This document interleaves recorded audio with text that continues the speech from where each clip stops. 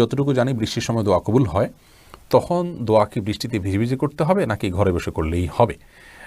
আমাদের আয়েশা রাদিয়াল্লাহু তাআলা থেকে একটা হাদিস বর্ণিত হয়েছে সহিহ বুখারীতে, যে নবী করিম সাল্লাল্লাহু আলাইহি ওয়াসাল্লাম বলেছেন, যখন বৃষ্টি দেখি আমরা তখন যেন আমরা দোয়া পড়ি আল্লাহুম্মা সাইয়্যিবান নাফিআ, অর্থাৎ আল্লাহ আপনি উপকারী বৃষ্টি দান করুন।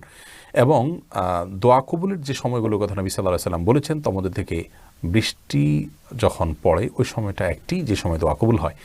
কিন্তু বৃষ্টিতে ভিজে দোয়া করতে হবে এমন কোনো শর্ত হাদিসে উল্লেখ করা হয়নি। তবে হ্যাঁ, একটা হাদিসের ভাষ্য থেকে বোঝা যায় যে নবী সাল্লাল্লাহু আলাইহি ওয়াসাল্লাম দুই সময় দোয়া কবুলের কথা বলেছেন। তার মধ্যে একটা হলো দোয়া ইনদান নেদা, আজানের সময় দোয়া কবুল হয়, ওয়া তাহতাল মাতারি, এবং বৃষ্টির নিচে দোয়া কবুল হয়। এখানে বৃষ্টির নিচে বলতে আপনি বাসায় বা কোনো জায়গায় আছেন, বৃষ্টি হচ্ছে, তাহলে আপনি বৃষ্টির নিচেই থাকলেন, কিন্তু এখানে ভেজার কোনো শর্ত দেওয়া হয়নি, বিধায় বৃষ্টি চলাকালীন সময় দোয়া করলে দোয়া কবুল হবে ইনশাআল্লাহ তাআলা।